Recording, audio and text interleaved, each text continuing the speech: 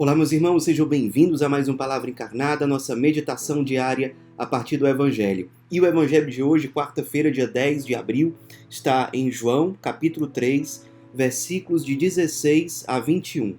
Mais uma vez, nós nos reunimos em nome do Pai, do Filho e do Espírito Santo. Amém. Vinde, Espírito Santo, vinde por meio da poderosa intercessão do Imaculado Coração de Maria, vossa amadíssima esposa. Vinde, Espírito Santo, vinde por meio da poderosa intercessão do Imaculado Coração de Maria, vossa amadíssima esposa. Vinde, Espírito Santo, vinde por meio da poderosa intercessão do Imaculado Coração de Maria, vossa amadíssima esposa. Diz o Evangelho de hoje: Deus amou tanto o mundo que deu o seu Filho unigênito, para que não morra todo o que nele crê, mas tenha a vida eterna. De fato, Deus não enviou o seu Filho ao mundo para condenar o mundo, mas para que o mundo seja salvo por ele.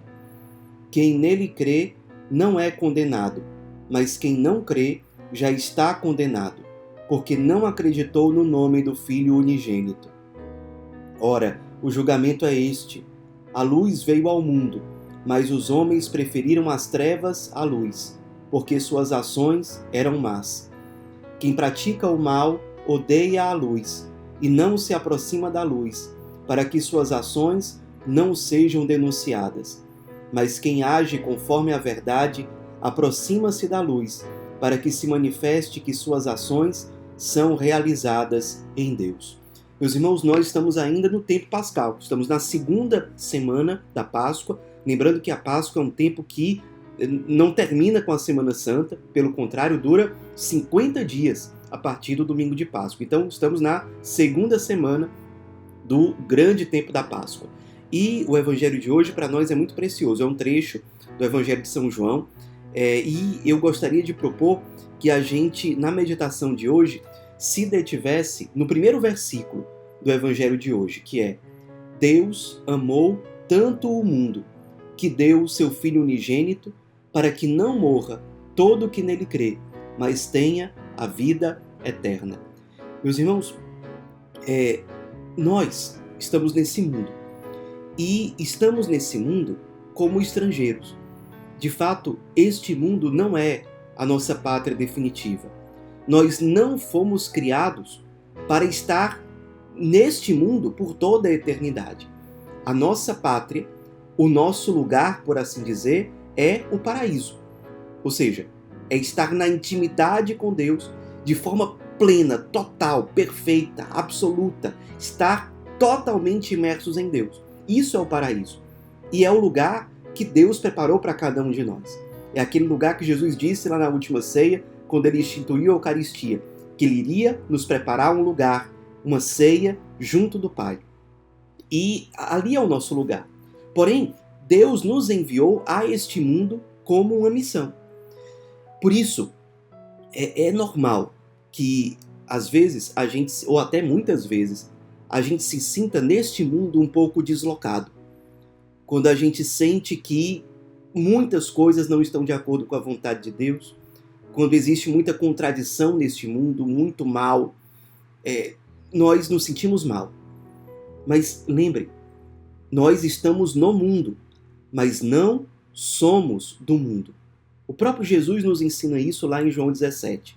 Estamos no mundo, mas não somos do mundo.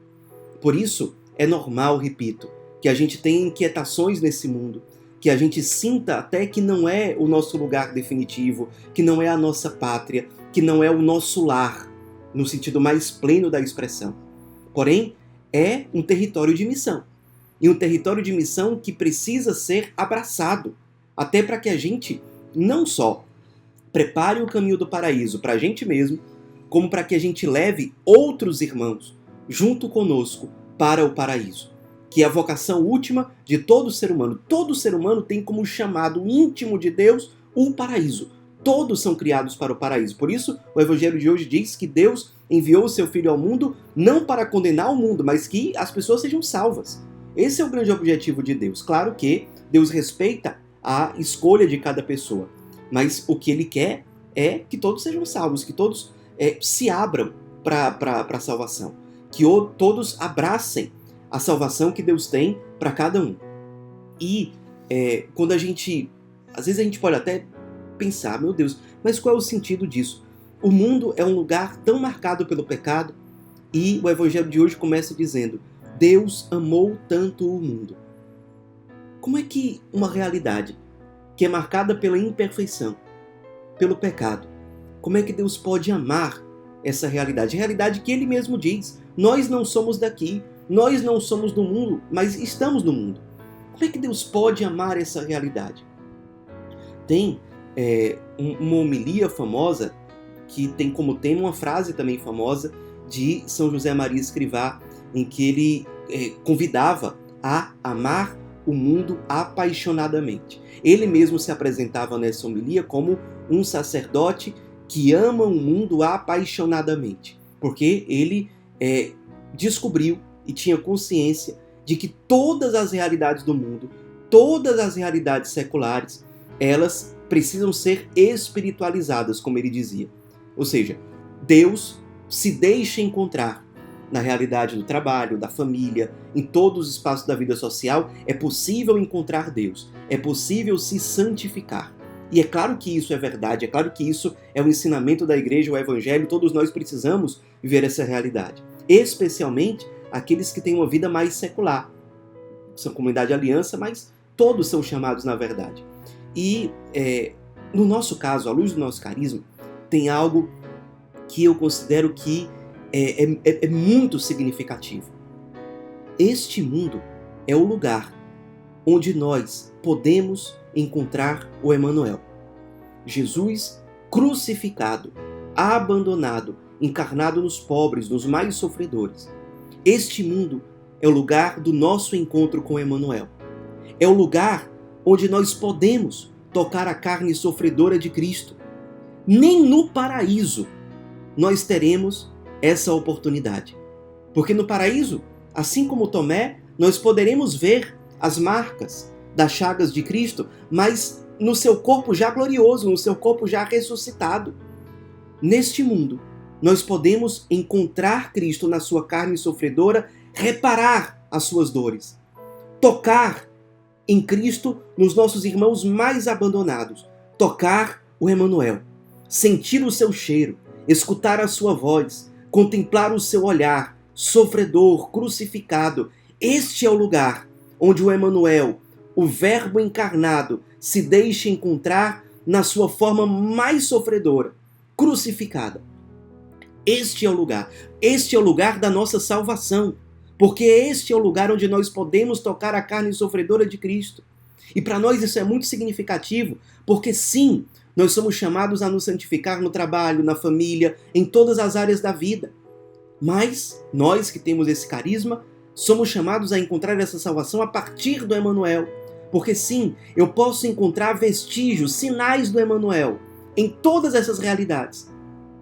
E também, quando não é tão claro encontrar os sinais, os vestígios do Emanuel, eu posso levar as pessoas dessa realidade a um caminho profundamente salvífico, a um caminho verdadeiramente de salvação, levando essas pessoas ao encontro do Emanuel.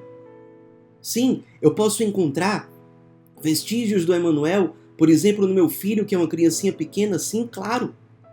Mas eu preciso lembrar que eu sou chamado a apresentar para o mundo, inclusive para os meus filhos, inclusive para os meus, inclusive para aqueles que estão ao meu redor, em todos os espaços, que o Emanuel é um caminho de salvação. Que tocar a carne sofredora de Cristo é um caminho de salvação para todos. E essa carne sofredora se deixa ser encontrada neste mundo. Sim, este mundo não é a nossa pátria definitiva, mas este mundo é o nosso lugar de salvação. Por quê? Porque é o lugar de nós nos consumirmos. Nos consumirmos e santificar as realidades do mundo a partir da nossa vida consumida, assim como Cristo se consome na Eucaristia para gerar salvação. Atualiza a sua entrega total na cruz na hora da missa, atualiza o mistério pascal, paixão, morte e ressurreição na hora da missa. Assim como o Cristo se utiliza da matéria do pão e da matéria do vinho para se fazer nosso alimento e gerar salvação e gerar santificação, nós somos chamados no mundo a utilizar entendendo essa palavra corretamente, a saber utilizar com sabedoria os sofrimentos e as dores do mundo para gerar alegria e salvação. Sim, neste mundo sofrido, neste mundo crucificado, Deus se deixa encontrar. Sim, nós encontramos neste mundo carne sofredora, realidade sofredora. E podemos exatamente por isso tocar e fazer a experiência com a carne sofredora de Cristo, com Cristo que sofre de forma perpetuada naqueles mais esquecidos, mais abandonados, mais desprezados. Este é o mundo. Sim, não é a nossa pátria definitiva, mas é o nosso espaço de missão. O espaço de nós nos consumirmos, de nós nos unirmos à dor do crucificado, para gerar salvação e para ressuscitar junto com Ele. Amemos o mundo. Deus amou tanto o mundo que enviou o seu Filho unigênito. Nós temos a vocação da filiação divina. Nós somos filhos de Deus.